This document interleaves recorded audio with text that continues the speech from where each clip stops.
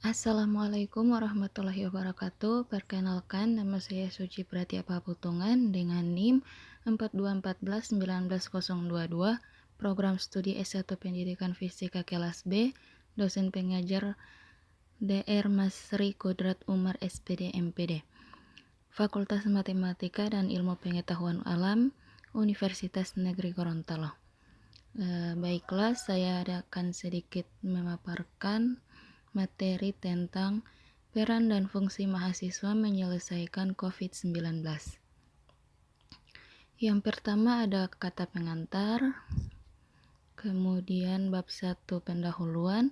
Pendahuluan terdiri atas 3 bagian, yaitu latar belakang, rumusan masalah, dan tujuan. Kemudian bab 2 ada pembahasan. Pembahasannya ialah peran strategis mahasiswa di masyarakat. Mahasiswa dapat menjadi kontrol bagi berjalannya pemerintahan, baik dalam pembuatan kebijakan maupun peraturan yang dibuat oleh pemerintah. Masyarakat juga bisa mengambil penyalur aspirasi masyarakat kepada pemerintah. Aspirasi ini bisa dilakukan oleh mahasiswa dengan salah satunya dengan cara demonstrasi, tetapi demonstrasi yang harus dilakukan oleh mahasiswa dengan salah satunya sesuai dengan peraturan yang tidak anarkis, serta tidak merusak infrastruktur maupun sarana dan prasarana yang ada. Yang pertama dalam peran strategis mahasiswa di masyarakat adalah sosial kontrol. Sebagai kaum intelektual, peran mahasiswa sangat dibutuhkan penting dalam perubahan bangsa. Mahasiswa sangat merealisasikan teori yang dipelajarinya di kampus terhadap masalah yang terjadi di masyarakat.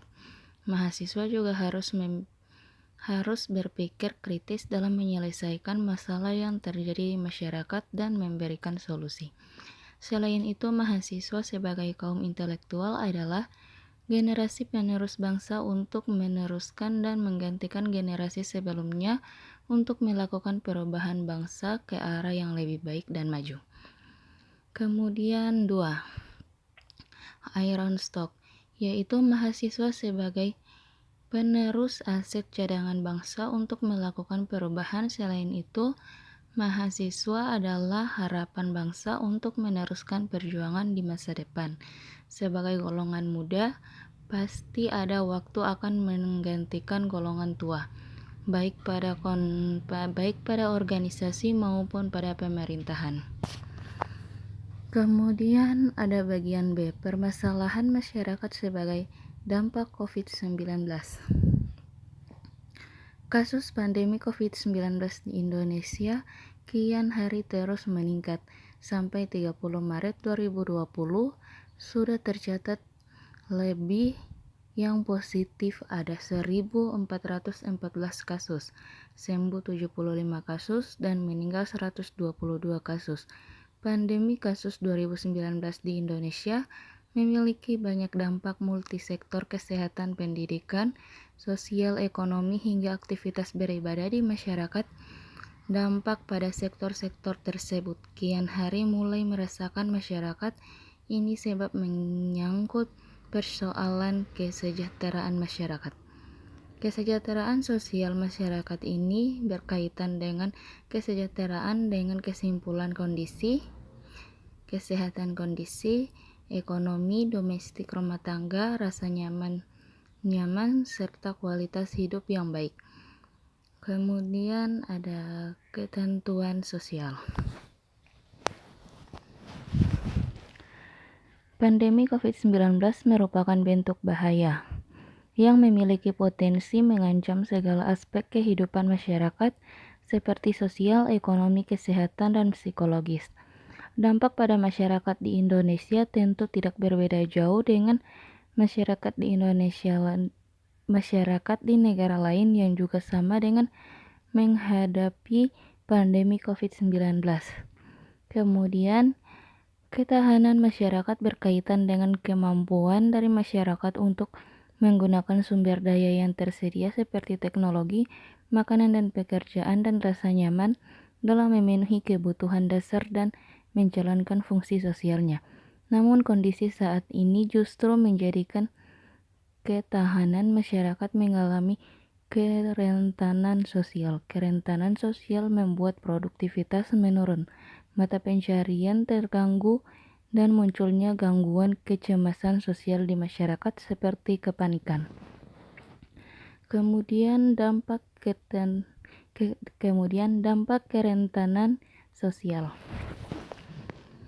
Dampak kerentanan sosial dapat membuat masyarakat melakukan 3 tindakan yang saling terkait, yaitu tindakan apatis, tindakan irasional, dan tindakan kriminal.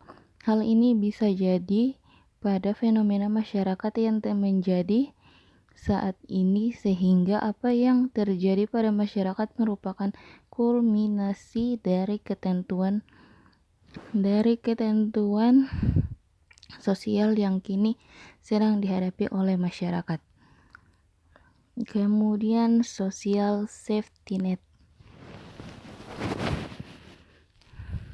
Beberapa pekan lalu Presiden Jokowi dalam konferensi pers menegaskan bahwa pemerintah akan mengutamakan 3 hal dalam penanganan pandemi COVID-19 di Indonesia, yaitu keselamatan, kesehatan, social safety net atau bisa disebut dengan jaring pengamatan sosial dan dampak ekonomi. Pernyataan Presiden Jokowi tertentu menjadi harapan bersama masyarakat untuk menghadapi pandemi COVID-19. Berbagai paket dari 3 kebijakan itu pun sedang disusun oleh masing-masing kementerian yang terkait. Kemudian, jika pemerintah pada akhirnya mempertegas kebijakan physical distancing atau karantina wilayah atau lockdown, maka terlebih dahulu menyiapkan instrumen yang dapat meminimalisir ketentuan sosial masyarakat. Kemudian bagian C, peran mahasiswa menggerakkan masyarakat selesaikan masalah COVID-19 di Indonesia. Kelompok pekerja informal ini biasanya masuk kategori rentan miskin atau miskin. Beberapa di antaranya yang rentan miskin telah jatuh miskin, yang miskin semakin menderita. Mereka kebingungan memenuhi kebutuhan dasar harian rumah tangganya dalam situasi normal. Ketika terjadi bencana yang sifatnya pribadi seperti sakit, kecelakaan, atau musibah lainnya datang, keluarga atau komunitas memberi dukungan agar korban cepat pulih. Namun, dalam situasi ketika semua orang terkena bencana, keluarga atau komunitas dari kelompok sosial ekonomi yang sama tidak mampu memberikan dukungan karena mereka juga mengalami persoalan yang sama. Kemudian, wabah atau virus corona telah menyebabkan kerugian nyata di kalangan masyarakat dunia. Kerugian ini juga dialami oleh Indonesia, bahkan ada yang sakit dan mengakibatkan akibat virus corona tersebut.